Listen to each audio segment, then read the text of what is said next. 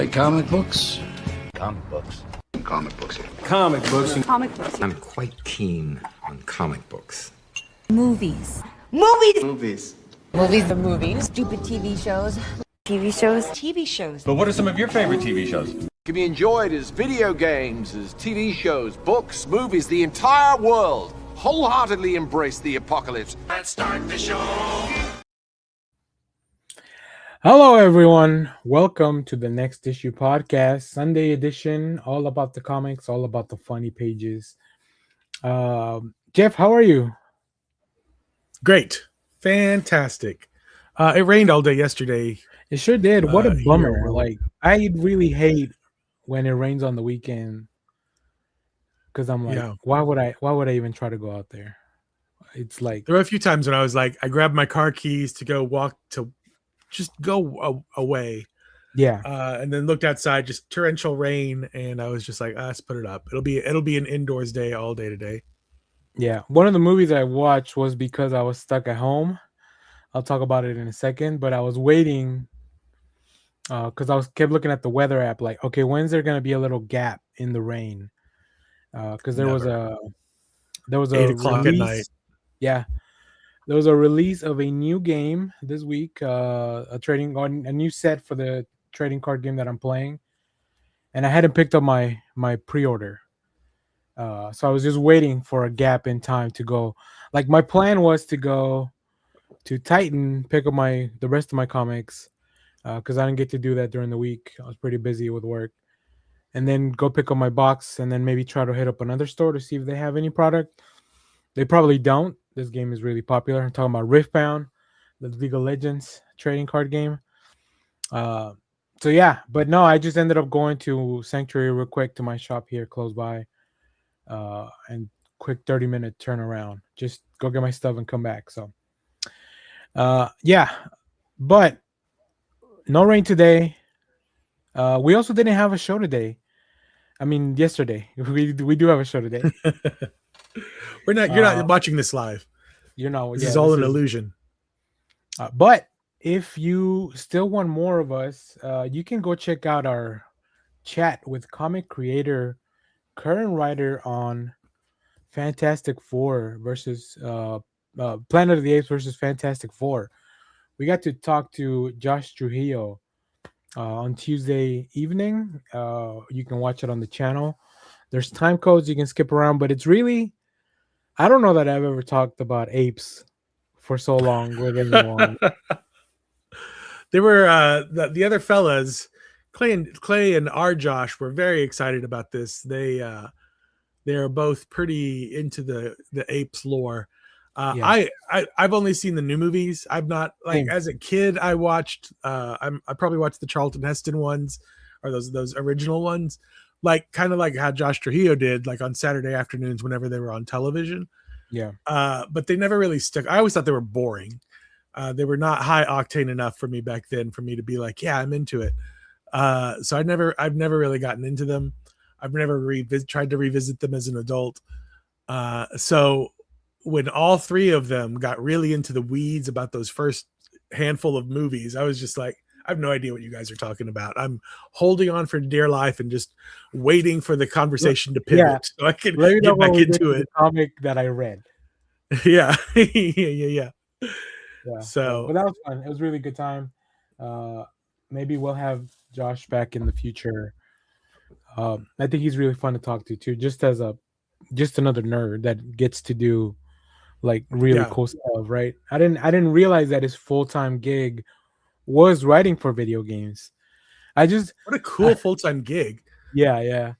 I always think, like, when you're a comic writer, like, that's just your job. But there's a lot of people that comics doesn't pay as well as we might imagine in our heads. Like, unless you're like I don't know, Scott Snyder or Mark Waid, and even then I don't know but I'm sure they don't have to have side gigs. Like Charles Soule chooses to be a lawyer on the side, like Daredevil. Yeah. Well, I don't know. Because I saw a TikTok where Stephanie Phillips kind of breaks down her like what she makes income wise from comics and stuff, and the books, like it's like half of where her income comes from. Oh, And the other half is just like, like it's all just pieces of the pie, kind of like where yeah, from like going to signatures or conventions conventions, and then and now a bigger chunk is now that she's starting to sell her like properties to license them out to like television studios or whatnot. Like she's like, that pays way more than what the comics does, but like she's just now getting into that. So right. it's just a matter of like, Matt Fraction splits his time writing for television.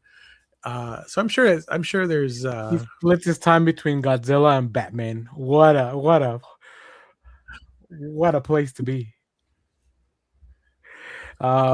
Yeah, Stephanie's a good follow. I don't go on TikTok a lot, but sometimes I'll go in to edit. Their video editor is still pretty good.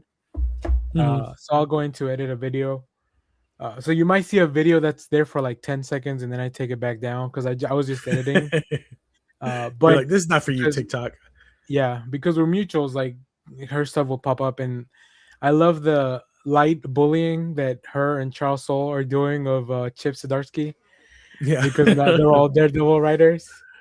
It's very light, but it's really funny. I guess they had a Marvel Summit or something this week because a lot of the creators were in New York. Yeah, that's why I really like following them, because then you get to see like what's going on behind the scenes a little bit. Yeah. And it's good to see that. Sometimes they choose not to put that across different platforms because you don't really see, like, that's all on TikTok. I think she doesn't really post a lot of that stuff in other places. I wonder what I mean, it's a lot. It's a big hassle too to do all that, but yeah. All right. Speaking of Marvel, speaking of the summit, let's talk about big news this week. Jeff, every week we got to talk about Spider-Man in some form or fashion. But this Spidey week, corner. This week I don't know if it's like if it's exciting news. So there is an announcement from Marvel, and I'll pull up some visuals. A new series, Spectacular Spider-Man Brand New Day comic series returns to Spidey's most celebrated era. That's an interesting statement, I think. So I don't know, Jeff. Let's talk about that real quick. Were you reading Spider-Man back then? Did you get into the Brand New Day of it all? No, I have not read Spider-Man in over 25 years on a regular basis, and I loved the Straczynski run, the late 90s, early 2000s.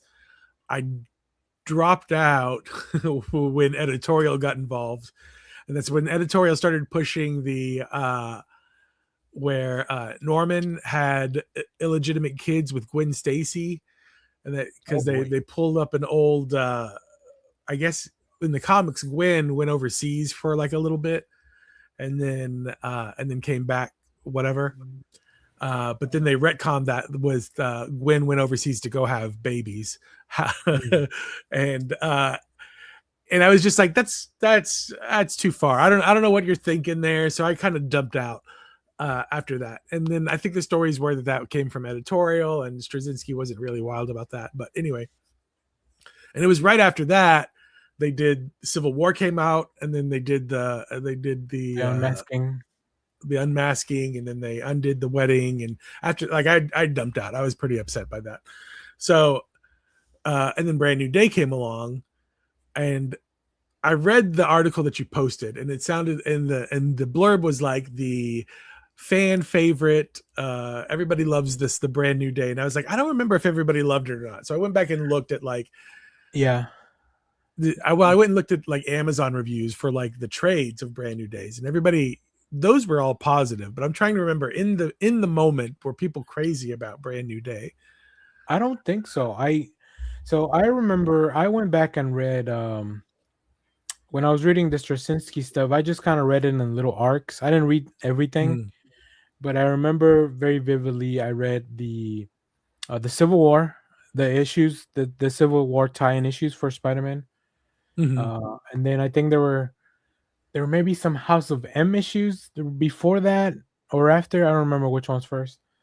And then the Back in Black, which is like right before the One More Day stuff, because the Kingpin shoots Aunt May. I don't think he kills her, but he he gets somebody to shoot Aunt May, and Spider-Man goes to the prison, and like that Back in Black is really cool. And then I, unlike a lot of people, I like One More Day because I don't have the 30-year baggage of we got to get these guys together. Like I've always, yeah, Mary Jane's probably been the one I associate most closely with Peter, but it's not like I needed them to be together.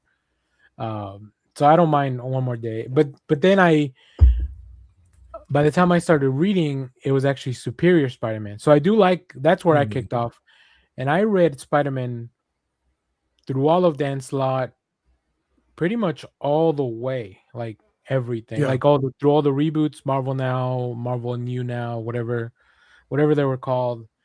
Yeah, I was there for all the Spider-Verse stuff. So, but I don't. But this was like a couple years into the Brand New Day stuff, right? So yeah. The blurb. So I went and researched. Now, is this one of their Marvel? Like this is we're in that time frame, or is it like we brought back this team? And that's what I don't. It doesn't seem to be clear because, and here's where things get messy, and maybe people can let us know in the comments or in the chat if they're reading the Amazing Spider-Man.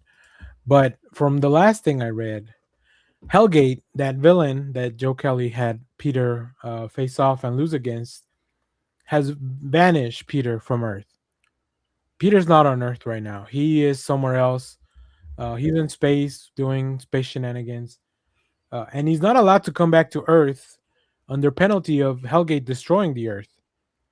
So, like, I don't know if they're gonna and that felt to me like it was a setup for a long story. Now maybe Marvel changed their minds and they're like, oh, the movie's coming out. We need to get Peter back in the suit. We need to get Peter back on Earth. I mean, and this Patrick Gleason cover, like that gives a lot of Tom Holland, I think, right? Like it's not photorealistic or anything, but just the vibe. I feel like even the kind of look to him. So, yeah. So I don't know. The article doesn't really specify either. I'll put it this way. I'm mildly interested, which is pretty good for a Spider-Man book these days for Marvel, a 616 Spider-Man book. Because I like Dan Slott. I liked his run on, I know some people really hate Dan Slott for reasons, but, I really liked his Fantastic Four run. He did something right before that I kind of enjoyed too. Where I'm like, he's entertaining. He did the infamous Iron Man. I don't know what else I've read. The one where Dr. Doom was Iron Man, I think. I read a little bit of that, but that's not what I'm thinking of. Anyway, anything I've ever read by Dan Slott has been pretty entertaining. He's not somebody that I need to go out and buy. Like I picked up, he's writing that Superman book, Superman Unlimited right now. I picked up the first issue and I was just like, I don't really need to read any of the rest of this. So I can take or leave Dan Slott. I'll probably give it a shot unless it's a period piece. If it's like this is a 6-issue whatever, and it's just because we need to get Peter on Earth for the movie, so we have something in the stores for the movie, then I might skip it. Then I'm just like, okay, well, I don't know if I need to read that. Yeah. So, but if it's bringing Peter back to something that I might be interested in, then I might be interested. Interesting you bring up Superman, because I really thought when Dan Slott was kind of announced to do that he was going to do a full thing over at DC, but maybe not. Maybe plans change. I don't know. Maybe Marvel's like, but we have Spider-Man and you love Spider-Man. And people associate you with Spider-Man. So I don't know. I don't know what happened there, because I really thought it was going to be more than just the Superman series. Maybe they were like, hey, if we can get Ryan North to come and do a Fantastic Four, we'll give you Dan Slott for one Spider-Man story back. And Marvel was like, deal. Yeah. Oh, for the Flash? Yeah. For the Flash, yeah. So let me talk about the rest of the team. So this Spectacular Spider-Man Brand New Day, it looks like it's going to be it's a completely new comic series coming in May. Written by Dan Slott, as we've talked about. Drawn by artist Marcus Toe, with covers by Phil Jimenez. And then the series will also include backup stories by Marcos Martin. So that's pretty interesting. And then the I premise. mean, of honestly, it- you might win me over with those Marcus Martin backup I might stories just too. pick it up because of the Phil Jimenez covers. Ain't gonna lie. I think we get to see that here. I'll swing. Let's see. I think. I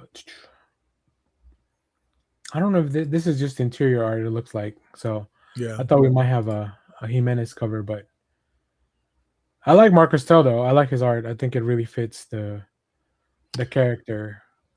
Look at him swinging away with yeah. the tablet.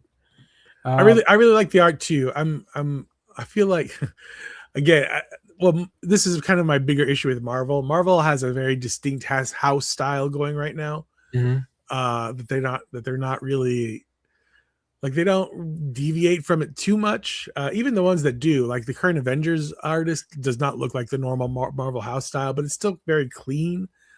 All of Marvel stuff, I think, looks the same right now. At least on their big books, like the At least flagship on their books, big books. like X-Men, Avengers, and Spider-Man. I Yeah. definitely agree that they're trying to get, well, except for our friend JR. He's his own. He's his His own. own whole thing. But yeah, I think a lot of those main books definitely feel very same-ish. Not same as the art is the same, but just like the vibes from the art are the same.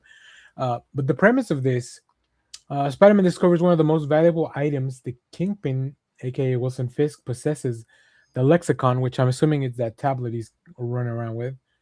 Yeah. It's the directory of the Kingpin's criminal enterprise and could destroy the criminal landscape in New York City. Spider-Man's goal when he takes it, Fisk isn't the only person that wants the lexicon. Mr. Negative would love his competitor's secret information, but also Frank Castle, the Punisher himself. So yeah, we have I'm a sure little. Daredevil would probably want it as well. Well, Where's is it Daredevil in all Braille? this? Is it in Braille? Is it in Braille? That's right. Otherwise, Good point. it's kind of useless to Matt. You know. You don't need it. So yeah, I think the best thing those games, the Insomniac games for the PlayStation ever did was like make Mr. Negative like a cool villain. I feel. Yeah. Like I don't know, I don't remember hearing so much about this guy until those games came out, and Oh, now he's like everywhere. Yeah, I'd never heard of him before the games. Yeah, so and maybe he didn't exist before the game, so I don't know. So either way, this looks cool. I don't know how long it's gonna be, but I mean, it'll be coming out in May. Maybe there's I wonder if for comics giveaway day or whatever they're calling it, there'll be a little Spider-Man story. And Spider-Man, the next movie comes out in July. I believe July? that's correct. Yes. Okay. So Yeah. interesting. But yeah, I mean, we're always here to check. We want Spider-Man comics to be good. I hope We that, definitely want Spider-Man comics. I to hope be good. that is clear to all the viewers. I get the vibes that this is one of those period pieces that they've been doing, where it's like Rogue in the Savage Land, or like a very specific moment that they can call back to, and not a shift in. Because then I would just bring back. I would just be like, "Hey, they're coming back to Amazing. Like this team is coming back to Amazing Spider-Man." Mm-hmm. Yeah, I guess. I mean, Spectacular Spider-Man's usually been its own kind of little thing, right? Like usually tells its own stories. Very similar to like how Detective just very focused on specific type of stories. So maybe that's what they're trying to do here. Maybe this is the Detective Comics for Spider-Man. This is the new one. They've got plenty of Spider-Man titles they could play with. Yeah. All right. Let's talk about the stuff we've been watching. I do want to check in, Jeff. How's the Olympics going? I know you don't have anything written down, but how's the US doing? I've learned a lot about curling. That's pretty cool. Again, it's my 4-year relearning about curling. I really like the snowboarding, where all 4 of them go down at the same time. Oh, yeah. I don't remember what it's called, but I saw one where it's kind of like you're on just this little board and you just throw yourself down a tunnel and you go as fast as you can. What's that one called? Yeah, skeleton. It's called skeleton. And you're going face first, like down the thing. Crazy. Because I saw somebody had like a Venom Yeah. helmet. And I was like, whoa. But just watching them, like they're talking about like going 80 miles an hour. Like there is no protection. It's just you on this little board and like a sheet of ice. I gotta. I'm like, if you want to know what Superman feels like that's Yeah. got to be the closest thing to it. That's how they 'Cause recorded. you were That's just how they flying down the ice. That's how they recorded David Cornsweet in those for those shots. yeah. Yeah, Leonard Kim watching the Olympics, consuming his life right now. So good, Leonard Kim. Get your money worth out of that Peacock subscription.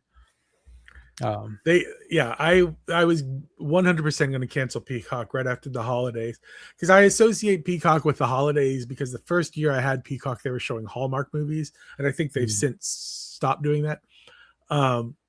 But I always get it for like the parade and stuff, and I'll just whatever holiday specials. And NBC is usually pretty good at holiday stuff. And then I was going to cancel, and then they reminded me, "Hey, but we have the Olympics," and I was like, "Yeah, I got to watch those Olympics." Oh yeah, do they still show? They still show Hallmark. I believe that's Clay on Twitch. Yeah, they have a channel for Hallmark. There you go. I got to go back and check. Yeah, that's Clay on Twitch. He's trying to still hang out with the youth. Hello, fellow kids. Yeah. So, anything else? Any other highlights? I did see that animation as we thought, as we described on last week's show was definitely AI because the rings. Did they suss it out? Well, okay. the rings were the wrong color in the wrong order. Like it's a very specific pattern that the rings have, right? I don't understand how we put so much faith in AI when it's so stupid. Like it makes the dumbest mistakes. And I think the problem is that it doesn't care, right? It doesn't care that it's like, you want rings? Here you go. There's some rings. There's 6 some rings. onion rings. You were not specific enough. It doesn't have the nuance to be like if I tell you, Jeff, I need you to draw the Olympic rings. You're gonna be like, well, I either have to look for and you obviously have access to what do you call it, to look at this stuff, right? You're just gonna copy it straight up. This is like no Olympic rings, say less, and then she's gonna take all the information it has about Olympic rings and be like, here we go, and you're gonna get like some fried onion rings from Jack in the Box or something. The one ring that rules them all. Yeah. The Green Lantern ring. Yeah, it's just gonna be rings from all over pop culture. Just all the rings. A Super Bowl ring. I think AI is secretly like 60% just a bunch of guys from India that are like you type the thing in and it actually just goes to a whole group of like just cheap labor from India, and they're like Waymo, like one of those self-driving cars. I think there's people actually in the background, like they've talked about. Yeah, Waymo has. There's people there to make corrections or whatever they call it, but which is funny because they don't have driver's license. I doubt that they have driver's licenses. Yeah, they're gonna start treating it like GTA. Yeah, they're all 14-year-olds playing GTA. Right. Is what Waymo is. That's Waymo. All right, I went on a bender for movies, but I'm not gonna get too deep into it. I'm just gonna tell you what I watch. You can follow me on Letterboxd to get a little bit more detail. And these are all mainly from Netflix. I was telling Jeff before we started, my YouTube algorithm's all kind of messed up, and I don't want to just watch podcasts is what really has come up to the top of my feed, because I do listen to a few podcasts weekly, and now it wants me to listen to more. But so I'll go to Netflix and be like, all right, well, at this point, I'd rather watch a movie. So I watched the movie Homefront. That's a Jason Statham movie where he has to confront some meth dealers. The meth dealers are played by the main meth dealer is played by James Franco. What a product of its time, this movie. But it's Jason Statham. So like, I love Jason Statham. Like, I'll watch all his movies may be the same, but I'll watch him anyways because I like him. I like watching him kick ass. If I were to get somebody, if I could write down, I don't know how many movies Jason Statham has, but a generic description of every single Jason Statham movie, would you be able to be like, oh, that's the Beekeeper. Oh, that's this one. Oh, that's Transporter. Oh, that's Transporter 3. Oh, that's I would need to okay, know. that could be. There's always. It's I like need to when you're research doing this. improv. This might be a you're future at- game. Yeah, it's like when you're at an improv show and somebody says, "Yell out a situation" or whatever. I would need to know the suggestion, and then they kind of go from there. But Yeah, yeah, okay. it's he's hiding out somewhere Uh, like in Louisiana or something. So it's really funny. I'm already foreseeing the game. Is it Statham? Is it Liam Neeson, or is it, I don't know who the third one would be. Who Yeah. is in this movie? Is it Gerard Butler? You know, one Oh of those yeah. kind Oh, of- perfect. That's actually really good. Because I would love that game. All right. And then I stayed in the South. I watched a movie called Mississippi Grind. This is an A24 film with Ben Mendelsohn. And you will never guess this second person. The pairing to this movie is. Do you have a guess? Carrot Top. No, but it's close. Ryan Reynolds. Ryan Reynolds. Okay. I didn't even know Ryan Reynolds did A24 films. But yeah, it's about gambling. It's about Ben Mendelsohn is this poker player, and he's really dug himself in a hole. And Ryan Reynolds shows up to be his lucky charm, and they go down the Mississippi grind to try to make some money all the way to New Orleans.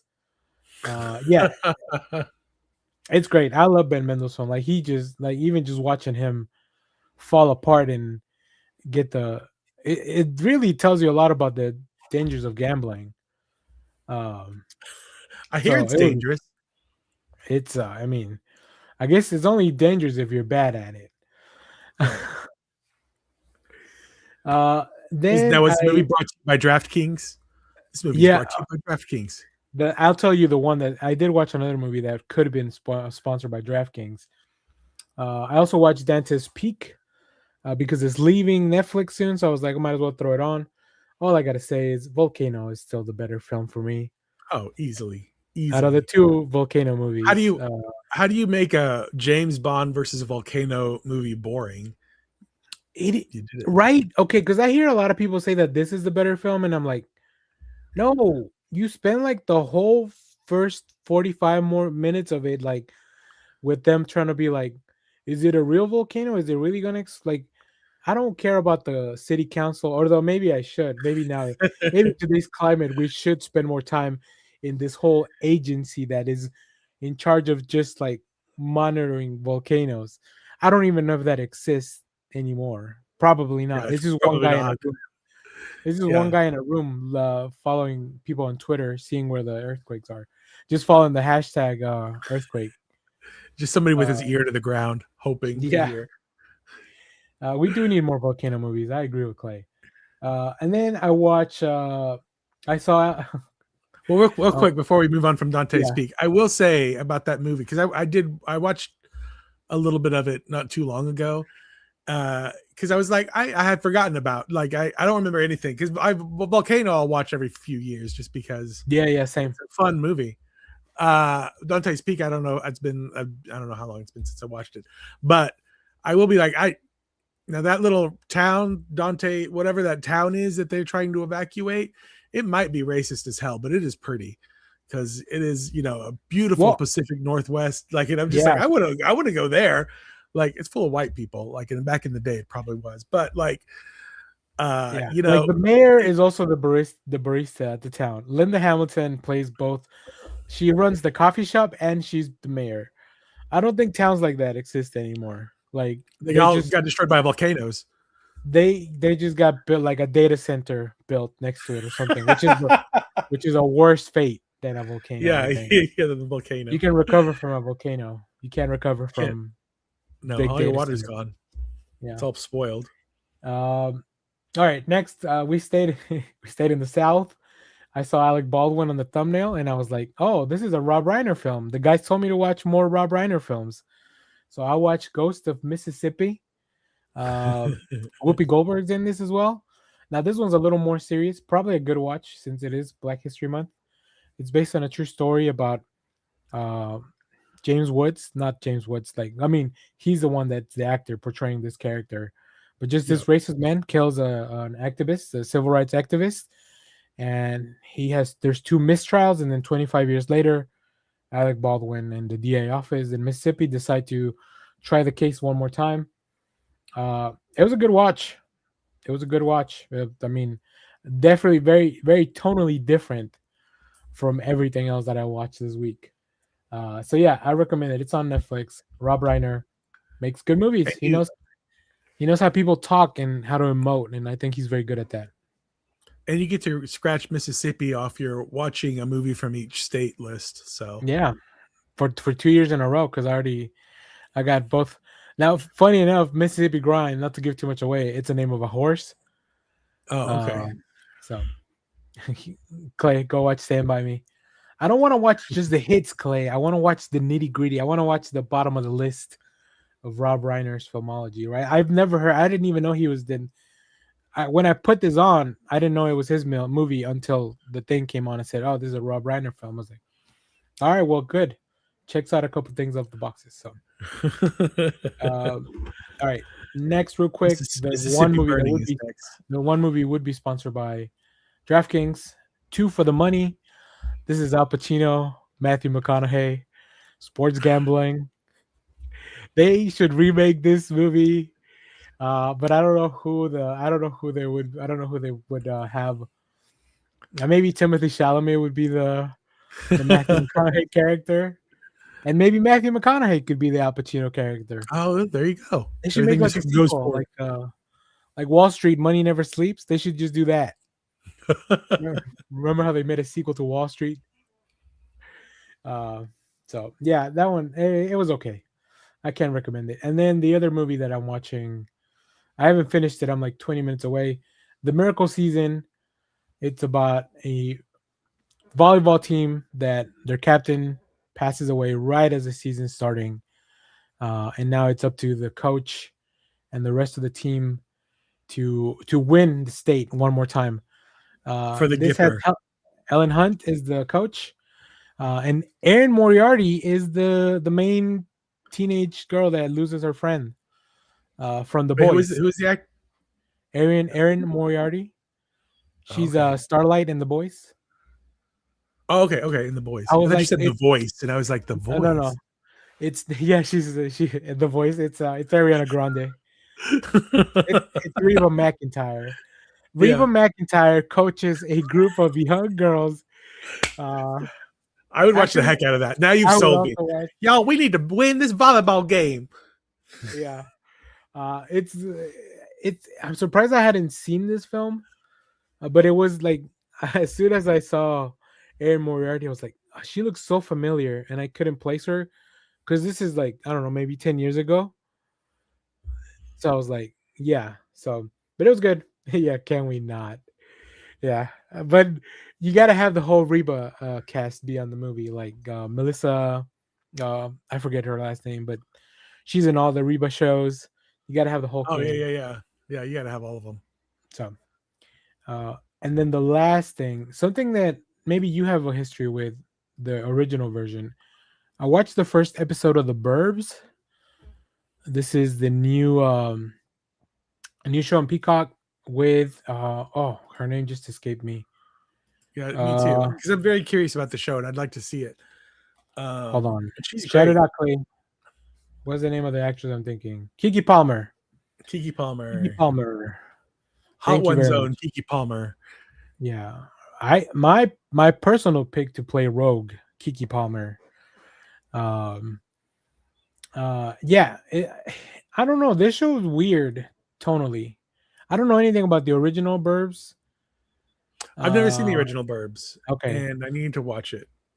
Yeah, so I watched the first one. It's full of people that I think are really funny. Yeah. So maybe it's got a great cast. Yeah. So yeah, but Clay would just want. I don't have time, Clay. I can either watch the new stuff or go back and watch the old stuff, and you're not gonna like. Clay, yeah, you're not gonna like. Is just banging on his keyboards right now as we. Yeah. That's why Clay couldn't be on the show because he broke his keyboard the last time I told him I was watching. Uh, Who's Tim Burton? exactly. Yeah, just random things that would drive. Oh, the Planet of the Apes guy. Yeah. yeah, the Planet of the Apes guy. All right, well that's it. That's all I've watched. While Jeff spent hours and hours watching the Olympic Games, I watched this. I was watching a bunch of people do flips in the cold, and it's hard to like. The thing that gets me is I don't like the cold. Like we live in Texas, and it's cold for in total out of the year. It's maybe 1 month is actually really cold. Maybe if you total up all the random days throughout the year. And it's hard for me to operate in the cold. So imagining going 80 miles an hour and having to make these little micro adjustments so that you don't go careening into a wall of ice, or just, flipping up in the air and doing like 3 spins before you land in more snow, like all that stuff. I'm just like, I can't. And you're like in a big bulky clothes and stuff. I'm just like, I don't want any part of that for me physically, but I'll watch it all day long. Yeah. Before we get into comics, one thing I picked up a new book this week after I finished my last book. I am probably like 2/3 of the way of what's it called? Damn it. I want to get the title completely right. And big shout out to Josh, because he's the one that recommended me getting a library card from Houston. And they have so much stuff in that library. I'm reading Becky Lynch's book, The Man Not Your Average Girl. I'm 2/3 of the way through. And you know what the cool thing is about reading a wrestling book? There comes a time in their career where you can start watching the matches that she's talking about. Mm-hmm. So what I've been doing is I'll get to a certain chapter and she starts talking about a match, and I'll go look it up on YouTube. And because these are old, like, WWE puts everything on YouTube right after anyways at some point. Yeah. So like I'm finding a lot of these matches. So like I've been going back and watching some of their NXT stuff, and it is weird how much she's changed in the last 10 years and even before that. Like she talks about, there was one match with somebody hit her in the face. Maybe Charlotte hit her in the face, and like she broke a nerve, or she displaced a nerve in her face. So there's a period of time where she's got like this, like her face is kind of off a little bit, like her mouth is a little, and you can kind of like I was watching an old video, and now with that knowledge, like, because you never know, like, is it just the accent? But you can tell there's something wrong with her mouth if you see some other videos. So really interesting. I'm about to get to the big WrestleMania main event where her, Charlotte, and Ronda main event. Oh, and I didn't realize that I was at one of her matches for WrestleMania, like her first WrestleMania match, because it was here in Dallas. So that was cool. So yeah, it's great. And she reads everything. She does voices for other people, which is really funny. I will say, I guess, I haven't read many books by wrestlers, which now I kind of want to go read some of the Mankind stuff. I know he's got a few books out. I've read the first Mankind book. Yeah. And I read the Rock's book, I think. I wonder, she relies a lot on using references to wrestling that I know because I'm a wrestling fan, but I wonder how do people that are not as deep in like, she'll make a Shawn Michaels reference, and you're like, well, that makes sense as a writer if you know who Shawn Michaels is and the whole backstory. But if I'm just a regular person off the street that doesn't know who Shawn Michaels is, so I don't know. It's interesting. Yeah, I don't know if you're a regular person off the street if you're gonna be buying Becky's book though, like without at least trying to get some knowledge of wrestling. Yeah, I mean, it was a bestseller, which I don't know if that is a real thing or if this is just the title that they could put on things. I do think that the bestseller, I feel like, since there was like a small collapse of the book industry that has since kind of turned itself around, but I think that the bestseller like thing, like, it's not as hard to earn as one would think. Like it's like you still have to sell a lot of books. Yeah. Like it's not an easy task, but when you start talking about the upper echelon of like, you're just like, oh, is that like, you know, when you think about these numbers, I'm always like when I heard the number to become a bestseller, I was just like, I felt like it had been more than that. But And I guess it's also the New York Times bestseller, which is like, who said the New York Times was like the bar? yeah, exactly. I missed that part. I missed that boat. But yeah, it's pretty good. I should get it done if I can drive out today. I could probably get it done. I think I got like 2 hours left in it. Big shout out to the Houston Library, because my library didn't have it, but they did. I had it on hold. It took me like maybe a month to get it. I even had to put it back because I was listening to another book that I had borrowed from the library, and I was like, well, I don't want to lose the. You get it for like 14 days or something. Oh, okay. Because there's people online. I think there was like 2 people online for me to borrow it before I borrowed it, and then I let one more person skip ahead. But yeah, it's pretty good. The one book I did see is on hold by a lot of people is Wuthering Heights. I didn't realize that was a book. I guess a lot of people they're not getting up with the film. I kind of want to check it out before watching the movie. I don't know. I feel like that. Yeah. I mean, yeah. Is that Emily Bronte? Mm-hmm. I believe it's one of the Brontes. Yeah. I've never read it either. I mean, I would just go pick it up in a paperback. Yeah, and there's like they're not making paperback books anymore. That's what I heard. Yeah. Even though we're not like small, what they call pocket-sized paperbacks, the tiny ones, they are no longer going to be publishing those. Yeah, which I find very sad. I don't like them. Book. I actually hate reading paperback books. I don't like the small sizes. I prefer trade paperbacks, but just the idea that they're not going to be available anymore, it makes me sad. Yeah, I think also a lot of books publishers are like, we need to invest in those really nice fancy books because people now are also collecting them because of audiobooks. Like the books that I'm buying, I want them to have them on the shelf. Like, this is what I've read, you know, like like a trophy, like a hunter, you know, I'm craving and I need something on my wall to display. Oh, that's The Martian. Yeah, I'm gonna have Ryan Gosling's head up on my wall for Project Hail Mary. All right, enough about not comic books related stuff. Let's talk about comics. Now, Jeff, you have a few things from prior weeks. You want to tell us a little bit about that? Because I also have stuff to say about those.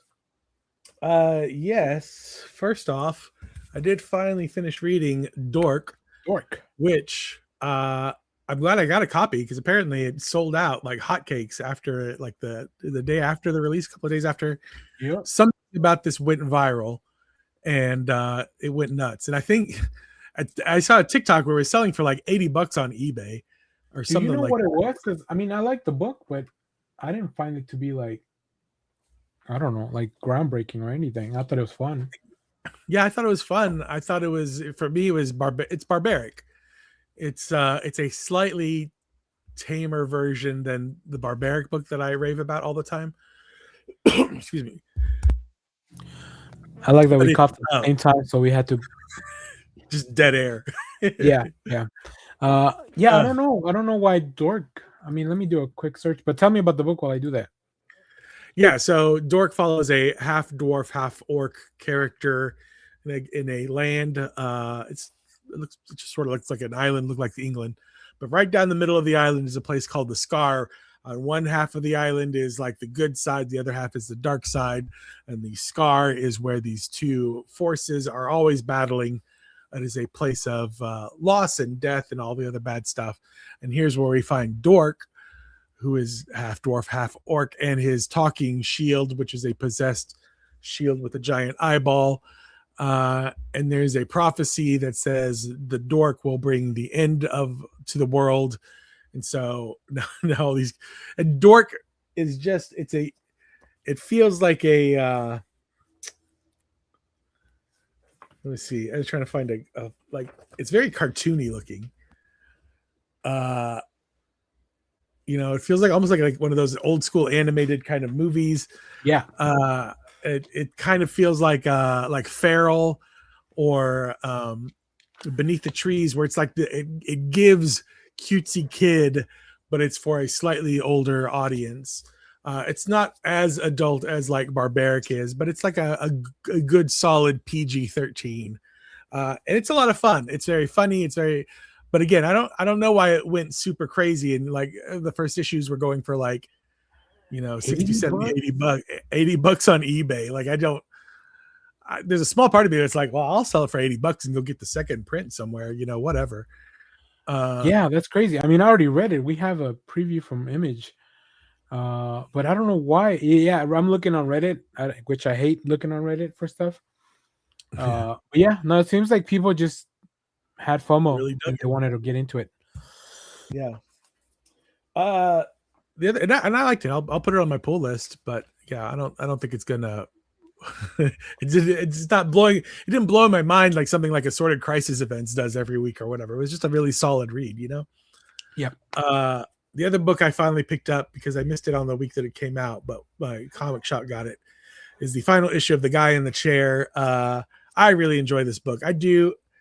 It does feel like a book that was written like maybe they had tried to pitch it as a movie or a TV show and it didn't quite go out, so they pivoted to a comic, or they're doing the comic to hope to turn it into some kind of TV show or whatever, movie or whatever. But it's a lot of fun. Just a really good, solid 4-issue story. Your basic spy stuff, My one complaint is that I feel like it could have used one more issue to build out the world a little bit, actually, which normally is not the case. Normally books overstay their welcome, but not this one. I could have used another issue. I could have, or like an extended issue with one of them, maybe. Yeah. A couple of oversized issues to kind of get a little bit more story out of it. But yeah, it was overall, it was pretty good. Nice. All right. Well, let's get to this week's stuff. What would you like to start, Jeff? Sure. Start off with a banger. Bleeding Hearts #1, The Return of Vertigo. My official Return of Vertigo. This is by Denise Camp and Stepan Morian. It's about zombies. Everybody loves a good zombie story. And one of the zombies, like, their heart starts beating again. How crazy is that? The previews of this, I really like Stepan Morian's art, but this is gross. There's a little bit of it, like they've got, zombies with flowers and mushrooms growing out of their bodies and stuff. And I was a little worried that I was going to be like a little too grossed out by this book because I really like Denise Camp. But as I got into it, I was like, okay, I got into it, and it's pretty good. I don't know. It's a big setup issue, so I don't know what to make of it yet, actually. So I will say, I think I read the book. I think it's an interesting story. I mean, I like warm bodies, right? Yeah, exactly. But this is my same issue I had with when Denise Camp and Stefan did 20th Century Men. I could not get into the art. Like, it's really, like you said, there's a lot of stuff that's kind of gross, and I don't know, it didn't vibe with me. Like, so I don't know if I might try to revisit this later on, but because I do like Denise Camp's writing, and I think he's doing something fun. Like, I like the characters. It's just some of the stuff got really weird and really gross, and I was like, I don't know, man. I don't know if I can do this for every month. It feels like a Vertigo, like an old school Vertigo book. Like, for sure, the Vertigo books for me were always, because I'm just like an action, happy-go-lucky summer movie enjoying simpleton, and so some of those Vertigo books were like, this is too heady for me. Like, I like it for a little bit, but I can't do it for an ongoing. Like, it's just too much. So we'll see, but it has that definite feel, that vibe of like that I used to get from some of those old Vertigo books, where I'm just like, okay, well, I don't know if this is for me, but I understand there's something here. It's just not for me. Yeah. Yep. Same. Okay. Well, I'm going to go in a completely different direction, where Vertigo is this cool indie, like, publisher, like the stories. I'm gonna go into the big corporate machine that is Star Wars. Jar Jar number one. This was so cool. This is written by Mark Guggenheim and Ahmed Best, who is the actor who originally portrayed Jar Jar Binks. Oh, He that's later cool. on also portrayed Kelleran Beck in The Mandalorian, who is the Jedi that saved Baby Grogu from Order 66. That's kind of like his redemption as a person. Because if you remember, this guy went through a lot after that movie.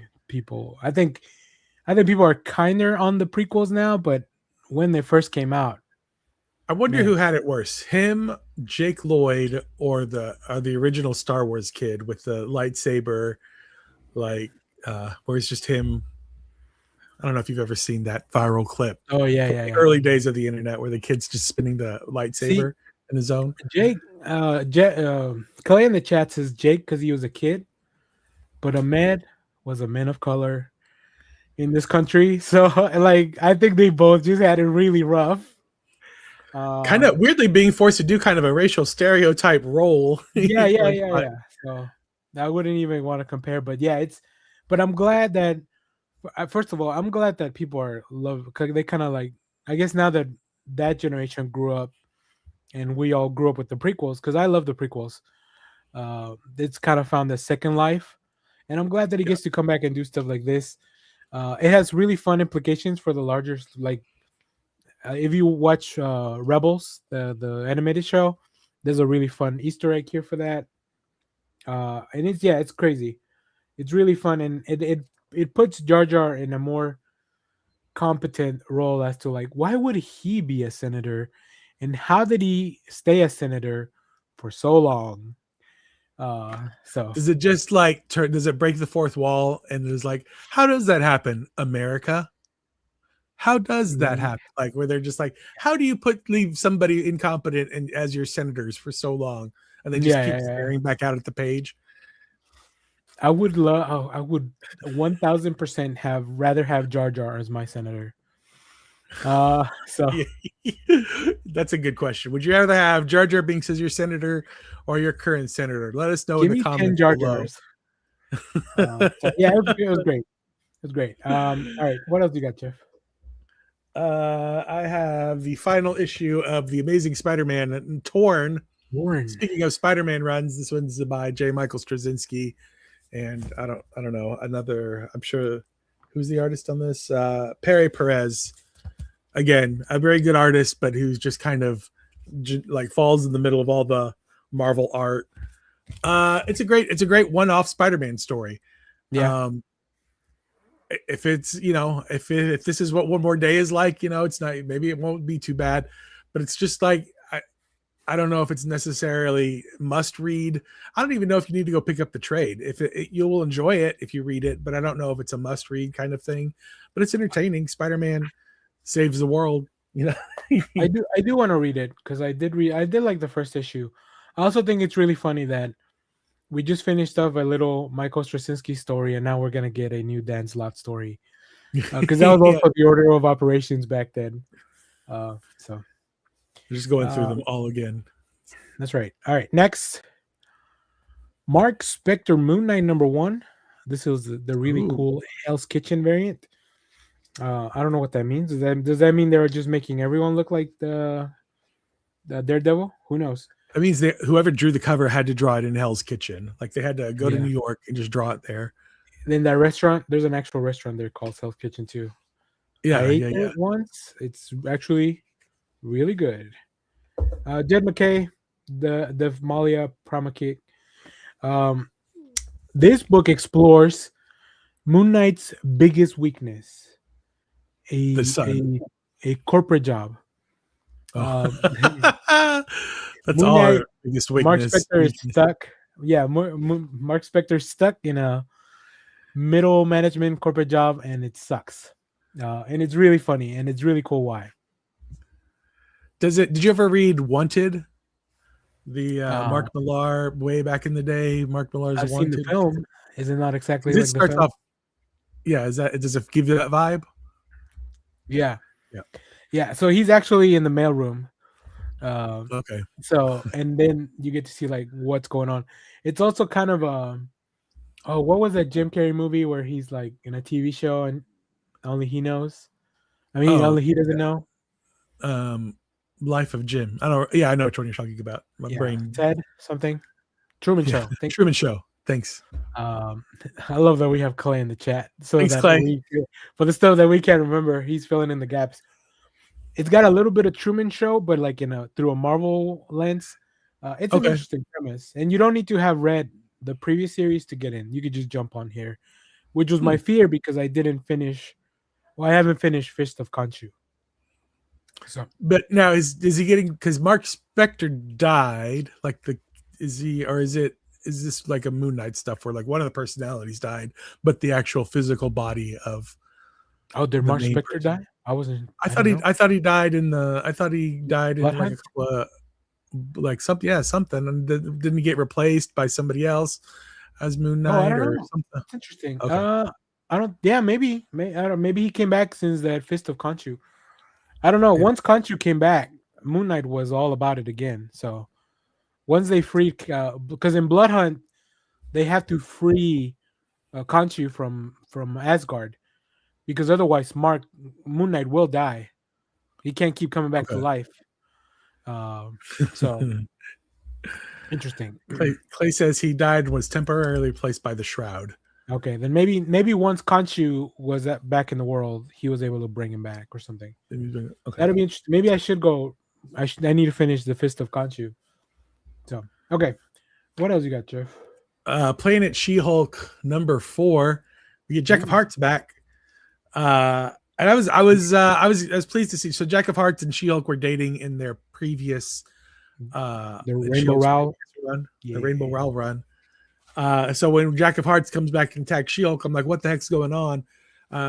You find out in this issue. This is the issue that I'm like, okay, I'm in. I was never out of She-Hulk. Like I was never like anti this one. I was just so in love with Rainbow Rowell's run that it's taken me 4 issues to really kind of like adjust to my new reality where She-Hulk is on Scar and everything. And so, I'm really enjoying it now. Now, I will say it's a little disappointing that we have another artist that's not Late. Yeah. It's still not Aaron Cooter art. Aaron Cooter, but I think Emilio Laiso does a really good job. Like I'm looking through, I haven't read this one, but just looking through the pages, like it's not the same type of art, but it's the same style.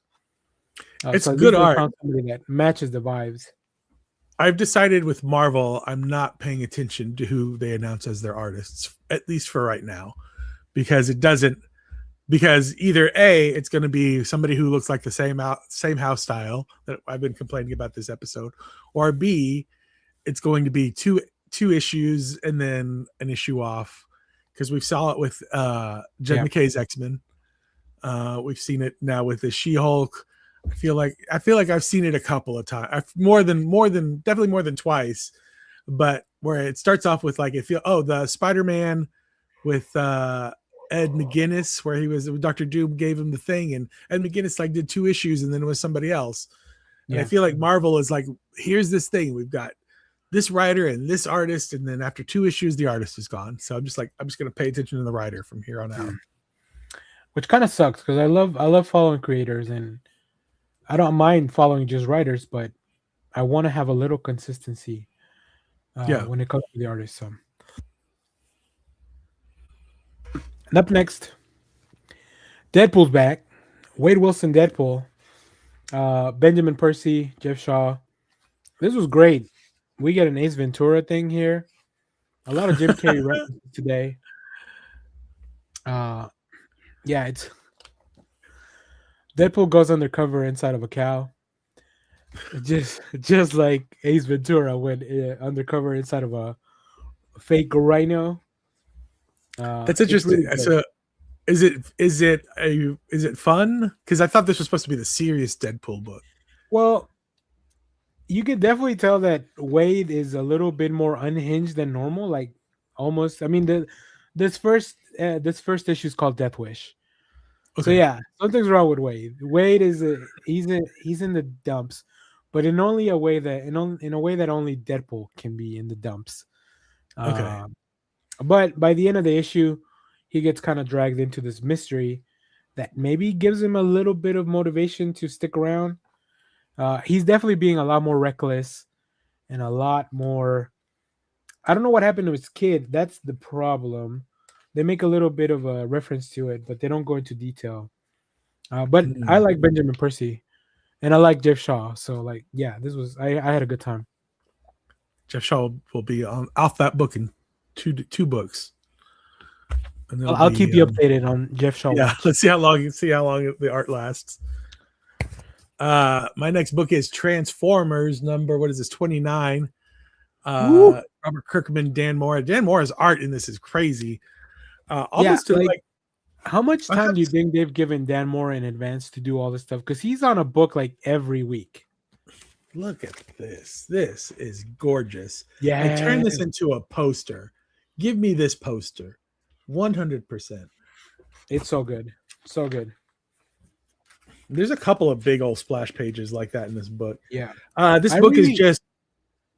Here it is. I don't know what's wrong with Megatron, but I'm in. I like it. He's like a weird vampire or something. He's got yeah. He's off the rocker. This is just, don't make this your first Transformer book because you'll have no idea what's going on. But the art in this is awesome. This is just this issue is just one big fight is all it is. And Kirkman knows how to give you like a last page that you're like, God damn it, I gotta read the next one. He's really good at that hook. He's really good at that page. Yeah. That's how he kept the Walking Dead running for 193 issues. It's right. Yeah. Really good. All right. Well, speaking of big battles, DCKO number 4. Oh, here we go. Contest by Absolute. And I also picked up this foil variant. And my shop had the Harley Quinn versus Mercedes Monet. Speaking of Dan Mora. Yeah, that's cool. I like that. Yeah. Man, what a fun issue. I don't know. I don't know. There are people that are complaining about this crossover event. I think this is where the complaints. But well, I do too. This was advertised poorly, I think, because I think the advertising was like, this is a giant competition round, where you thought you were going to get individual heroes facing off with one another. And that did not happen. Not really. It kind of happened in some of the later, but I also think that DC for a long time, their big crossover events had this feeling of like, and this one, it's weird because this one has it too. Like the world is ending, like the earth is turned into apocalypse. Heroes have died, but there's something about this where it just feels like a video game where you're like, because you've already seen people die and then come back to life just for a little bit and then they go off and die again. But everything feels very temporary, even though we know because we've had previews that there are going to be consequences coming out of this book. Where's Superman on the other side of this? We don't know. Aquaman gets a huge power up. So we know that there are going to be consequences coming out of this book, but it still, for whatever reason, doesn't feel as important as any of the Crisis books. And it feels like the death metal books. There's something about it that feels like, it's going to get reset, even though it's going to get reset back then. It just feels, I don't know, less important maybe. I don't know what it is. There's something about it to it. But I think the last couple of weeks I'm just like, you know what? I'm in on the roller coaster already. Let's just have fun with it. And then it's a fun book. I'm having fun with it. But there is something up to, I think, what people are feeling where it just doesn't feel as important. I don't know why. But it's there. I mean, I don't know why people would expect a book whose title is just 4 letters to be the most important book in the world, but it just has all these little cool moments, and I love seeing the Absolute versions fight against the regular versions. It was fun And watching the two Batmen square off against one another. yeah, and like, why is he so much bigger? Holy shit! Well, I think that's just dark side energy. Yeah. I think that's the other thing too, is that it's hard to know what the rules are because it's like a fever dream. The whole thing is like a fever dream. I do love that Joker immediately said, "Fuck this! I'm on switching your side." sides. I'm Yeah. switching sides." Yeah, it's fun. And then once again, it leaves with a really crazy ending, and you're like, and when you think it's over, it's not over. There's a few more pages there. Yeah. So yeah, I'm excited to see where we go from here. The results of the game, the aftermath. It's just been a fun one. Like I didn't expect this to be like a deep character exploration of their psyche or anything like that. I knew what I was getting into when I Yeah. signed up Yeah, for yeah, DCKO. So It's been fun. I've been entertained with it, and I am right. excited to see how we get to where we think we're going. Yeah. In the next issue. Um, Is it my what turn? else? Yeah. What else you got? I've got the final issue of Batman and Robin number 30, by Philip Kennedy Johnson and Fico Ocio. Yeah, Fico Ocio. This was a great series ending, great story, ending to the story, the little story that they were telling. It was just a solid Batman story. Yeah. With the Quiet Man, some of the Liam Neeson and the Taken movies trying to take out the ventriloquist and the Penguin, and it all comes to a head in this issue. It's just a great Batman and Robin story. Nice. Well, the rest of the books I don't have in my hand, but I did read a bunch of things still. Teenage Mutant Ninja Turtles number 15. This is a big one. It's a big revelation one. I actually have an issue of it because I'd canceled it in my pool, but my store forgot. So I got it in my pool, and I was just like, well, I'll buy it. I'll take it. see what Okay, happens. cool. Yeah, it's great. I think there's maybe one or two more left in this arc, but I like what they're doing. I like Jin Liu Yang is writing something really fun, so I'm on board, and it looks great. Freddie Williams, the second's art is like it just fits the story, so it looks cool. Yeah, I like it. I like it a lot. What else you got, Jeff? We've got Action Comics. What is this? 1095. This is just a one-off issue. Pete Ross has found out this takes place in the past, where Clark is growing up and he's learning to deal with his Superman powers. He's Superboy, but Pete Ross finds out that he's secretly Superboy, and so in this issue, Pete knows Clark is Superman or Superboy. Clark does not know that Pete knows, and so Pete's being all weird about it, and it's just how Pete deals with those emotions and that knowledge. It's a really good one-off story. So this takes place before Pete Ross worked at the IHOP. Yeah, before Pete Ross. Yeah. Per Zack Snyder's Man of Steel. All right. This week we also had from Ignition Press, Dennis Hopeless with a new comic book called Just Brutal. I got a full review for it on the channel. It's really fun. It's a really cool story about family. So if you want to check that out, I recommend it. It feels weird not showing it on the thing, but we have a review. And hopefully once I get to go to my other shop, I'll be able to pick it up. All right. What else you got, Jeff? I'm down to picks of the weeks. Okay, I got one more, and then I have a couple more that I'll show you real quick. And then the last one I read was Barbarian Behind Bars. This is what if like Conan got dropped into Times Square, killed the person that he was fighting with, and then got arrested. Like, what happens after that? It's really interesting. Really interesting premise. The book looks great. I'm gonna keep. Mad Cave is doing some really fun stuff. Really gonna be. I think this is gonna be a fun one for the trade. So yeah, go check it out. And then the last two books I picked up that I haven't read yet. The last and final issue of Ultimate X-Men. I can't wait to finish this series. I really loved it. Peach Momoko, love letter to the X-Men, really. And then the last issue of the first arc of Godzilla Escape the Dead Zone, where it looks like we finally get to see Godzilla. So I can't wait to read that as well. Alrighty, So, pick of the week time. pick of the Jeff. week. Where did I put the picks of the week? Okay, go for it. My pick of the week was the 2026 Absolute Wonder Woman Annual. This is written by Kelly Thompson with art by what's her name? Eloise? I don't know. It's the collaborator from that other Mattia. book, Mattia de Ulis. Yes, from the Cole. Is that the other one? Yeah, I think so. Artwork is fantastic. Gorgeous artwork.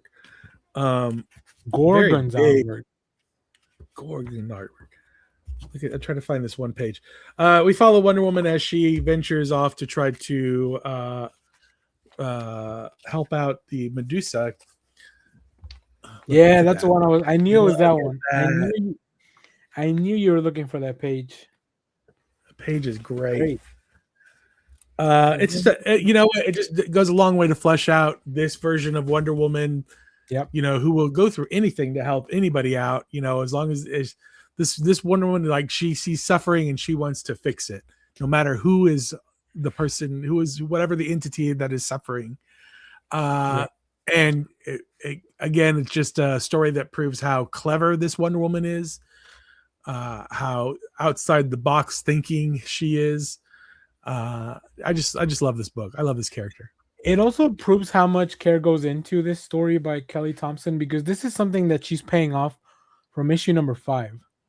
Yeah, like that's where the seed was planted there, and it could have just been left alone. But the fact that I don't know if she had this story the whole time there, but I'm assuming she did. I don't think she's doing anything without thinking like a few steps ahead on this. And yeah, it's really good, really cool story. This version of Diana is like, I don't know, more fearless than anything I've read before, I think, from Wonder Woman, and I just really like that. Empathetic is really like fearless, and the empathy they're tethered together, which is something that you don't see a lot in like any of the comic characters. Mm-hmm.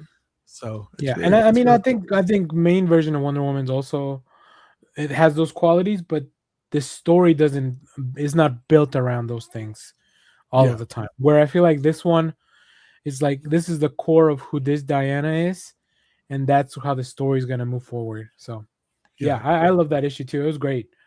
If this other book hadn't come out, this probably would have been my pick as well. And that other book is Sirens Love Hurts #1. This is by Tini Howard, Babstar, Black Label, so you could just go into it without anything and knowing anything. There's been murders in Gotham, and Diana seeks the help of the Sirens, Harley, Ivy, and Catwoman, to try to figure out what the heck is going on. But also, she's got to plan her wedding to the Green Arrow. I like a Catwoman Batman making out page. Yeah. Well, I like that Catwoman's like, I'm seeing two guys. One's Bruce Wayne, one's Batman. Little does she know.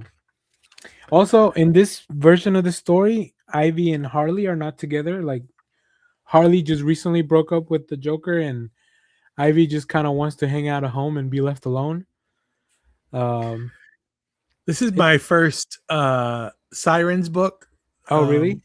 Yeah, they've been making these Sirens book for about a decade now, maybe, off and on. Yeah, Leah Williams just did a couple the Sirens in the main continuity though. Okay. Yeah. Babstar is really good at what she does. Like, incredible stuff. I really enjoyed it. Like I said, it's my first Sirens book, so I knew it was kind of, I think I missed out that there was a Black Label book, but I was too busy looking at the it says Mickey cover. Like, I was drawn to other things. I had a lot of fun with it. It's a fun alternate universe kind of thing. I like that Oliver looks like a weird hipster. Kind of just like a hipster bro. I like that they make fun of Black Canary about her rich boyfriend. Yeah, her rich boyfriend. That whole branch is really fun.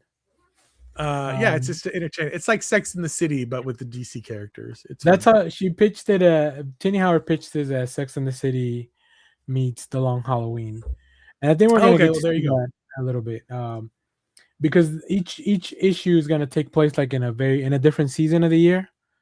And they kind of Okay. gonna go. So yeah, so this looks to be more like the springtime or summer, The fact maybe. that it July. was pitched as Sex in the City meets The Long Halloween is I hadn't heard that before right now, and so like now I'm double hooked.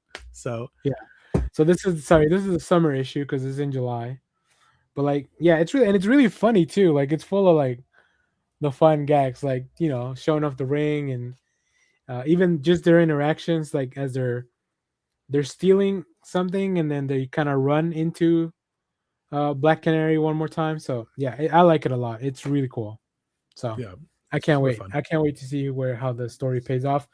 I feel like the villain is not such a mystery to the reader, but their motivations are. Like, I feel like we already saw the villain without their, the whatever, without their mask, without their costume, but we don't know what they want. We don't know exactly why they're doing what they're doing, why they're killing women in Gotham. So Yeah, we need to figure it out. Cool. Well, there you have it. That's all the books that we had read. Let us know your favorites in the comments. And now we're going to take a look at our pull list. So let me pull up Jeff's pull list. You can follow us on League of Comic Geeks to see what we are pulling. I also post a lot of my reviews on there. If you want just a short blurb. And then here's Jeff's pull. Is this your pull list? This is my pull list. This is your pull list. They look very similar. Big week. Yeah, Big week. Yeah. Huge week this week. We've got Absolute Batman, World's Finest, Captain America. There is this the Dungeons of Doom? Yeah, Dungeons of Doom. That first issue was pretty cool. Yeah. I'm curious. Here's another Vertigo book, End of Life. Slight spoiler. I like this one more than the Bleeding Hearts one. Oh, okay, cool. I did get a chance to read it because I'm working on a review for it. So it's like a hitman goes back to a small town or something. I remember something like that. A hitman messes up and he has to go back to his small town where he grew up with his estranged father to try to stay alive. So yeah, it sounds like a cool concept. The new Exquisite Corpses, Fantastic Four. What does that say? The Florida Hippopotamus Cocaine Massacre. I just added this one earlier this week because of the title. It's sort of like Cocaine Bear, except it's Cocaine Hippopotamus. Or a bunch of hippos get hooked on cocaine and go crazy. I don't know how you go. Like that sounds like an amazing comic to me. G.I. Joe. We have that because I don't. It's from Mad Cave. We might have that. I want to read it too. Yeah.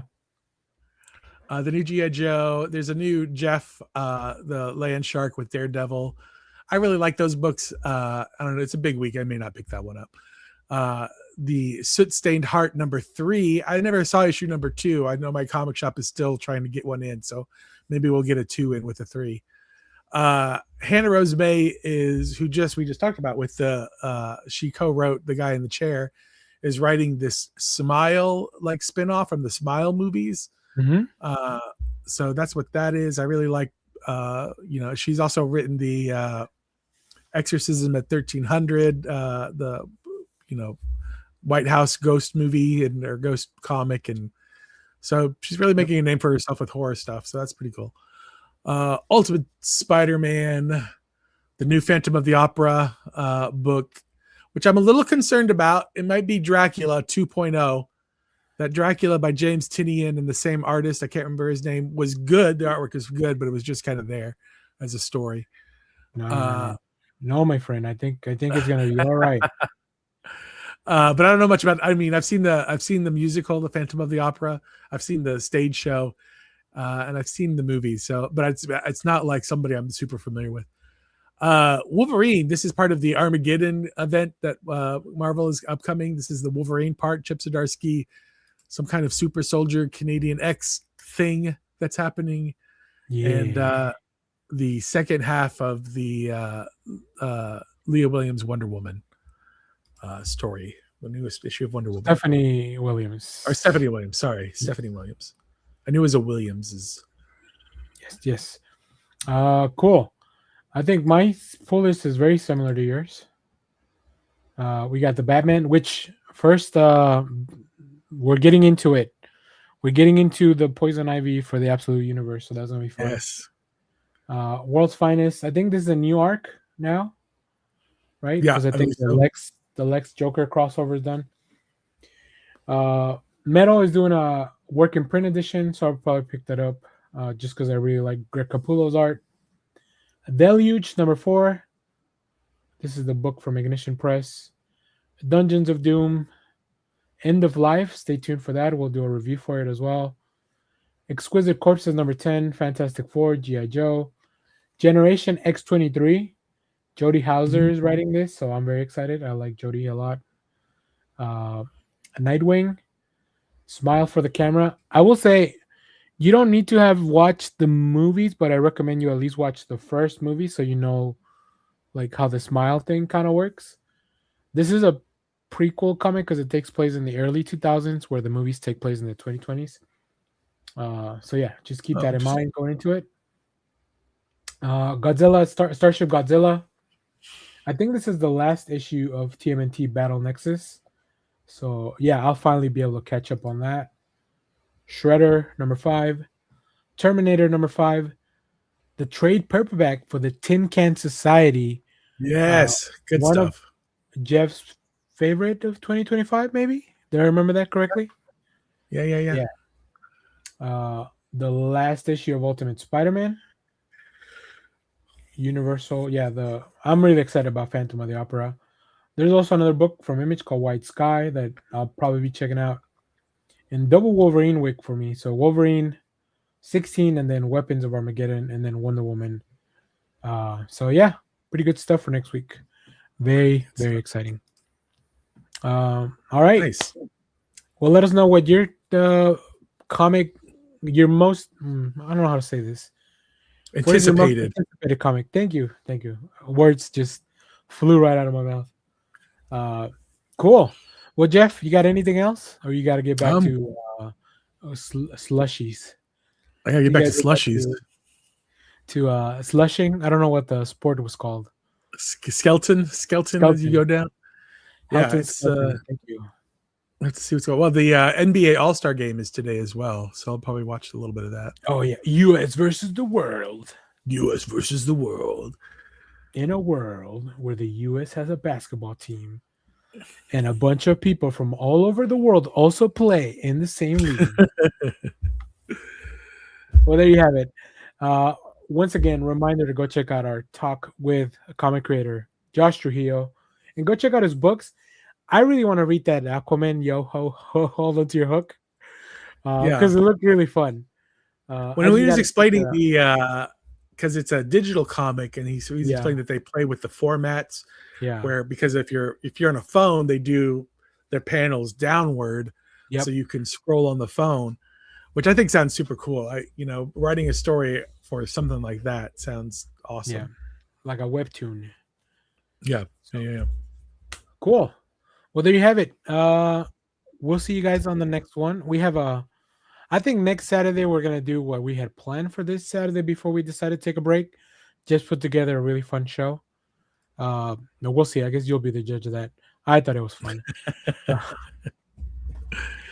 I need to. Clay is still in the thing. Clay and I had initially. We'll talk about. We could probably talk about this off camera. Actually, Clay and I initially had planned a sporting thing for next Saturday, but I'm still working on a format for that as well. Okay. Because I want to but I might have something for that later on this week. So Clay, if you're still listening, I might have something for that later on this week too. Yep. And if you have President's Day off, congratulations. Have a nice extra day off. I do. I know not all places do. It's weird. I don't. You don't? That's crazy because No. I feel like our industries are very similar. Yeah, I work in the banking industry. Like the banks that I do business with, they're not open, but I'll still be there. Feels like the banking industry would be like one of the big ones that'd be like, yeah, we're taking President's Day off. Well, sorry, Jeff. Have fun at work tomorrow while I'm just I'm hanging hoping out it's a with slow you. day while the rest of our stuff is well, like half of our Yeah. departments are shut down. Probably like banks are probably closed. I think tomorrow is an actual bank holiday, so I don't know. Yeah, it is. So I don't know what to tell you, brother. Sorry, man. I don't know why this feels like a weird one. We didn't have MLK Day off, but we have President's Day off. I don't know. I don't know, man. well, you work for the French, so no, that's true. I work for. They have to- they have to- like, it should be. I wish I got their holidays. They have so many holidays.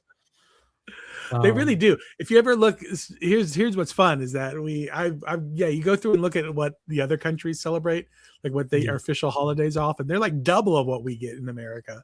Mm-hmm. It's pretty crazy. And they get to take a long lunch break. That's what happens when you work at La Madeleine like I do. So, all right.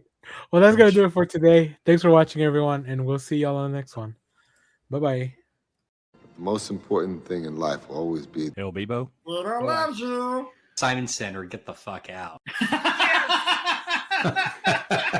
All right. Bye. Get out of here, you weirdo.